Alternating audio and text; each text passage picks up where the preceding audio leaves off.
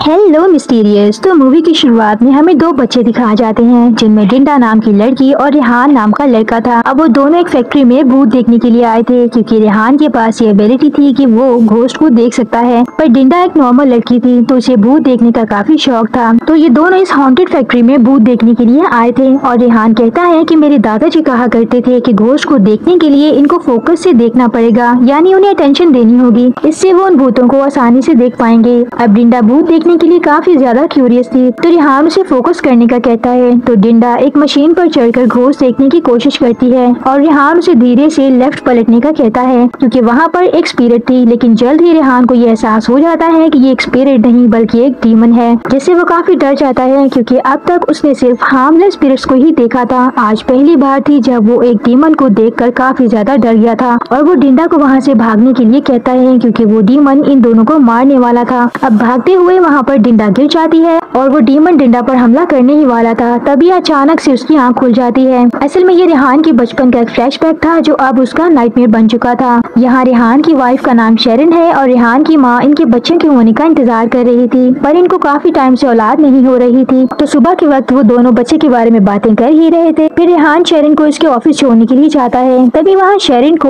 Vomiting होने लगती है और वो अपना प्रेगनेंसी टेस्ट करती है जो कि पॉजिटिव आता है और इस बात से शेरिन बेहद खुश हो जाती है और वो ये खुशखबरी अपने हस्बैंड को वीडियो कॉल करके देती है और रेहान भी उसकी बात सुनकर बहुत खुश हो जाता है। रात को वो दोनों घर जा रहे थे और वो बहुत खुश थे, पर तभी अचानक से उनकी गाड़ी के सामने से कोई काला साया तेजी से गुजरता है, जिससे डर कर रेहान गाड़ी रोक देता है। लेकिन शेरिन ने कुछ भी नहीं देखा था तो वो दोनों घर आ जाते हैं और रेहान इसी सोच में गुम था कि वो स्पिरिट किसकी थी। इसकी वाइफ उसे आवाज देती है लेकिन रेहान अपनी सोच में गुम होने की वजह से उसकी आवाज नहीं सुन पाता। तो शेरिन उसे फिर से आवाज लगाती है तो रेहान अपनी सोच से बाहर आता है और रात के वक्त फिर से वो साया रेहान और शेरिन की शादी की फोटो देख रहा था। और आधी रात को रेहान पानी पीने के लिए उठता है और लैंप जलने की वजह से शेरिन भी उठ जाती है। अब लैंप खुद से बंद हो जाता है तो शेरिन सीलिंग की लाइट ऑन करती है लेकिन वो भी अचानक से बंद हो जाती है और वो काफी डर जाती है। तो रेहान वहाँ का बल्ब चेंज करने लगता है तो अचानक से वोल्टेज बहुत हाई हो जाती है जिससे उसे शॉक लगता है और वो गिर जाता है। और ये सब उसे बहुत अजीब लग रहा था क्योंकि पहले कभी भी उसके साथ इस तरह नहीं हुआ था। अब अगले दिन रेहान शेरिन को ऑफिस छोड़कर खुद घर वापस आ जाता है ताकि वो स्पिरिट को देखकर उससे बातें कर सके, क्योंकि इस वक्त शेरिन भी घर पर नहीं थी तो उसे घर में एक बूढ़ी औरत की स्पिरिट नजर आती है जिसका नाम सीती था और रेहान उसे जानता था क्योंकि उस औरत ने जिंदा रहते वक्त रेहान की मॉम से कुछ लोन लिया था जो कि वो पे किए बगैर ही मर गई थी। तो वो रेहान से कहने के लिए आई थी कि अपनी मॉम को मेरा मैसेज दे दो कि वो मेरा कर्जा माफ कर दें ताकि मेरी आत्मा को शांति मिल सके, जिस पर रेहान कहता है कि ठीक है मैं आपका मैसेज दे दूंगा। तो रेहान उससे पूछता है कि क्या कल रात को भी आप यहाँ पर आई थी, जिस पर सीधी कहती है कि नहीं बल्कि वो तो पहली बार यहाँ पर आई है, जिस पर रेहान और सोच में पड़ जाता है कि फिर वो कौन है जो उसे हॉन्ट कर रही थी। तभी सीधी के जाने के बाद रेहान अपनी शादी की फोटो देखता है जिसका शीशा टूटा हुआ था जो उसे स्पिरिट ने तोड़ा था। इसी बीच बाहर की बेल बजती है और वो दरवाजा खोलने के लिए जाता है लेकिन बाहर कोई भी नहीं था। अब वो फिर से अंदर आ जाता है तो दोबारा फिर से बेल बजती है तो रेहान दोबारा से दरवाजा खोलता है और इस बार बाहर एक कुरियर बॉय था जो पार्सल देने के लिए आया था। असल में रेहान ने अपनी वाइफ को गिफ्ट करने के लिए एक बेबी ट्रॉली मंगवाई थी। तो वो उस कुरियर बॉय से पूछता है कि क्या पहले भी तुमने बेल की थी, जिस पर वो उसे मना करता है कि नहीं मैं तो अभी आया हूँ। खैर रात में शेरिन इस प्राइम ट्रॉली को देखकर काफी खुश थी। फिर वो किचन में जूस बनाने के लिए चली जाती है कि तभी वो ट्रॉली खुद से चलने लगती है। जब शेरिन देखने के लिए जाती है तो ट्रॉली के नीचे से कोई काले रंग का हाथ उसका पैर पकड़ लेता है जिसकी वजह से वो डरकर चिल्लाने लगती है और रेहान उसकी आवाज सुनकर जल्दी से आ जाता है और शेरिन की बात सुनने के बाद वो उस ट्रॉली को ऊपर रखने के लिए चला जाता है। लेकिन रेहान शेरिन की बात को इतना सीरियसली नहीं ले रहा था क्योंकि इसके साथ ऐसा कभी भी नहीं हुआ। अब अगले दिन शेरिन ये सारी बातें अपने दोस्त को ऑफिस में बता रही थी और उसकी दोस्त की सुनकर उसे अपने अंकल का जिक्र करती है कि वो झाड़ फूक वगैरह करते हैं और भूतों को देख सकते हैं, यानी वो भी एक साइकिक है, तो तुम उनकी हेल्प लो। अब शाम को शेरिन ये सारी बातें रेहान को बताती है कि उन्हें उस आदमी को बुलाना चाहिए ताकि वो अपनी रूहानी ताकत से इस घर का मुआयना कर सके। असल में रेहान ने कभी भी शेरिन को अपने बारे में नहीं बताया था कि वो खुद भी भूतों को देख सकता है और वो एक साइकिक है। तभी रेहान कहता है कि उन्हें उस साइकिक की कोई जरूरत नहीं, ये सिर्फ पैसों की बर्बादी है और इसे समझाता है कि इसका आसान हल ये है कि वो इन सब चीजों को इग्नोर करे क्योंकि वो जितना इन चीजों के बारे में सोचेगी और उनसे डरेगी इतना ही वो ज्यादा उसे परेशान करेंगी। तो शेरिन कहती है कि अगर इनके साथ किसी दिन कुछ ज्यादा ज्यादा बुरा हो गया तो फिर वो क्या करेगा, क्योंकि वो प्रेग्नेंट भी है। खैर वो ये कहकर शॉवर लेने के लिए चली जाती है, पर इस बीच वो जानबूझकर रेहान को आवाज देती है कि वो उसकी बैग को रब करे। और तभी रेहान को एक कॉल आ जाता है तो वो फोन सुनने के लिए बाहर चला जाता है, लेकिन शेरन के पास कोई डीमन जाकर उसकी बैग को रब करने लगता है, जिससे वो रेहान समझ रही थी। तभी रेहान भी वहाँ पर आ जाता है और वो उसे सॉरी करता है कि कॉल आ गया था। अब शेरन ये देखकर शॉक हो जाती है कि अगर वो यहाँ पर अभी आया है तो उसकी बैग रब कौन कर रहा था, और वो पीछे मुड़कर देखती है लेकिन वहाँ पर कोई भी नहीं था और वो इस सिचुएशन से काफी डर जाती है।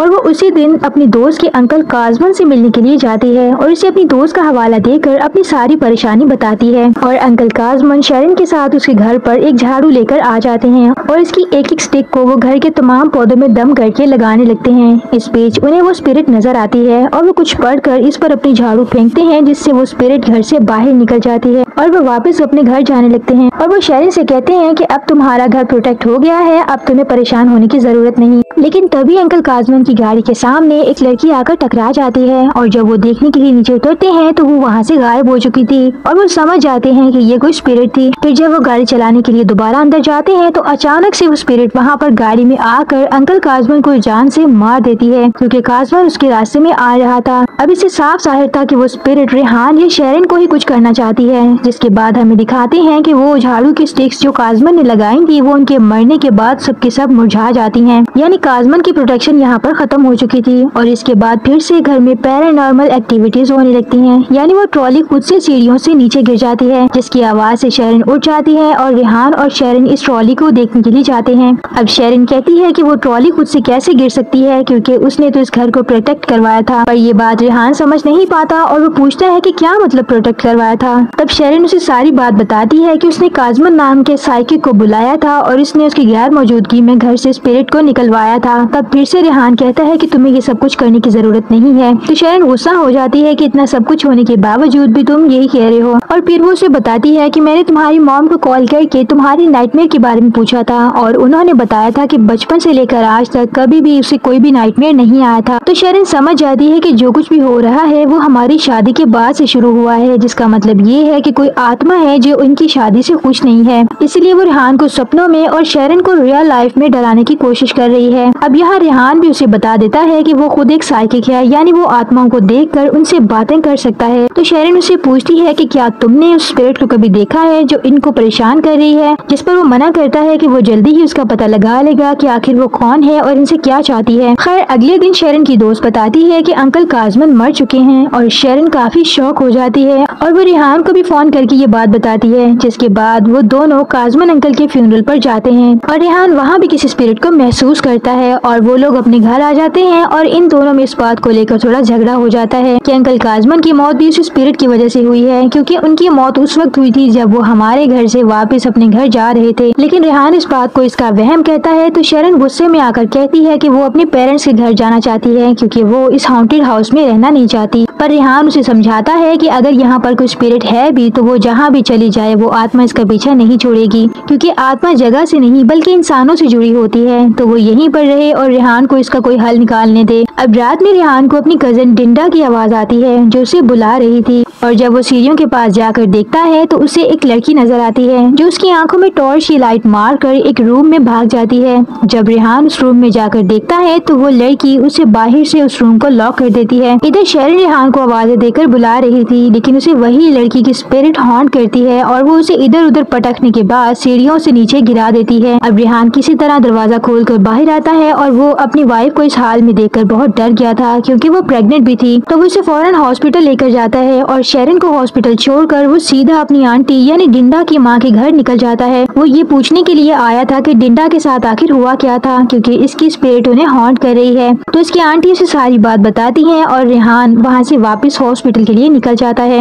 इधर शेरन अपनी दोस्त को बता रही थी कि उसे रात में किसी आत्मा ने धक्का देकर नीचे गिराया था। तभी वहाँ पर एक स्वीपर लेडी आ जाती है और वो इन दोनों की बातें सुनने लगती है। अब शेरन की दोस्त कहती है कि तुम भी कैसी लड़की हो, थोड़ी थोड़ी बात पर डर जाती हो। मैं तो आत्माओं से बिल्कुल भी नहीं डरती, थी, जिस पर वो स्वीपर लेडी को काफी गुस्सा आ जाता है क्योंकि वो पोजेस हो चुकी थी। तो वो एक चाकू लेकर उस लड़की पर हमला करने लगती है। अब उसके चीखने चिल्लाने से वहाँ पर सिक्योरिटी आ जाती है और ये सारी सिचुएशन को देखकर शेरन वहाँ से भाग निकलती है क्योंकि उस स्पिरिट का मेन टारगेट शेरन ही थी। तभी वो स्वीपर लेडी उस लड़की को स्टैब कर देती है जिससे वो जख्मी हो जाती है। खैर किसी न किसी तरह वो सिक्योरिटी वाले उस लड़की को बचाते हैं। तो वो स्पिरिट शेरन पर हमला करने के लिए आती है, पर वहाँ पर रेहान भी पहुँच जाता है, जिसे देखकर वो स्पिरिट वहाँ से गायब हो जाती है और रेहान देख लेता है कि वो उसकी कजन डिंडा की ही आत्मा है जो शेरन को नुकसान पहुँचाने की कोशिश कर रही है। और शेरन रेहान पर गुस्सा होने लगती है कि वो उसे इस हाल में छोड़कर क्यों गया था, जिस पर वो बताता है कि वो ये पता करने के लिए गया था कि आखिर ये आत्मा किसकी है और उन्हें परेशान क्यों कर रही है। फिर वो दोनों हॉस्पिटल से जाने लगते हैं और रास्ते में जाते वक्त रेहान शेरन को बताता है डिंडा के बारे में कि उसे बचपन से ही भूतों को देखने का शौक था और वो उसकी कजन थी और उसे पता था कि मैं भूतों को आसानी से देखकर उनसे बातें कर सकता हूँ। तो वो हमेशा मेरे पीछे पड़ी रहती थी कि मुझे भी भूत देखना है। इन दोनों का बॉन्ड काफी गहरा था क्योंकि जवान होने के बाद भी वो रेहान से कभी भी अलग नहीं होती थी। दरअसल डिंडा इसे दिल ही दिल में पसंद करने लगी थी, जिसके बारे में रेहान को भी पता नहीं था और वो तो उसको सिर्फ अपनी कजन सिस्टर समझता था। पर डिंडा उसके आगे पीछे घूमती थी ताकि वो रेहान को खुद से प्यार करवा सके। अब एक दिन रेहान उसकी एक दोस्त नीता को घर छोड़ने के लिए जा रहा था, पर डिंडा वहाँ आकर रेहान को कहती है कि वो उसे घर छोड़कर आए। अब ये उसने जानबूझकर किया था ताकि रेहान किसी और लड़की की तरफ देखे भी नहीं। खैर नीता किसी और दोस्त की हेल्प लेती है और रेहान और डिंडा साथ जाने लगते हैं, लेकिन रेहान रास्ते में उसे काफी गुस्सा होता है और वो उसे साफ बता देता है कि मुझे तुम्हारा ये बिहेवियर पसंद नहीं है, हम सिर्फ कजन्स हैं तो तुम इस तरह की हरकतें मत किया करो, इनके बीच कुछ भी नहीं हो सकता। और डिंडा इस बात पर काफी गुस्सा हो जाती है और वो रास्ते में ही उसकी बाइक से उतर कर जाने लगती है। इधर नीता भी एक स्कूल के फ्रेंड के साथ बाइक पर आ रही थी, पर इन दोनों को देखकर डिंडा रोड के दरमियान आ जाती है और डिंडा को बचाने के चक्कर में उस लड़के की बाइक एक बड़े ट्रक के साथ टकरा जाती है, जिसकी वजह से वो दोनों वहीं पर मर जाते हैं। पर डिंडा को कोई भी फर्क नहीं पड़ा था। अब इसके बाद रेहान डिंडा के घर जाकर पूछता है कि वो उसके फ्यूनरल पर क्यों नहीं आई, जिस पर वो उल्टा ये कहती है कि अच्छा ही हुआ वो मर गई क्योंकि वो तुम पर डोरे डाल रही थी। और डिंडा का पागलपन देखकर रेहान काफी गुस्सा होकर वहाँ से चला जाता है। अब असल में रेहान भूतों को देखने की एबिलिटी रखता था और डिंडा भी यही पावर्स पाना चाहती थी, इसलिए उसने एक डीमन के साथ कोई डील कर ली थी जिससे वो स्पिरिट्स को देख सके। और जब रेहान ने शेरन से शादी की तो डिंडा उसकी मॉम के पास जाती है कि उन्होंने इस बारे में इसको क्यों नहीं बताया,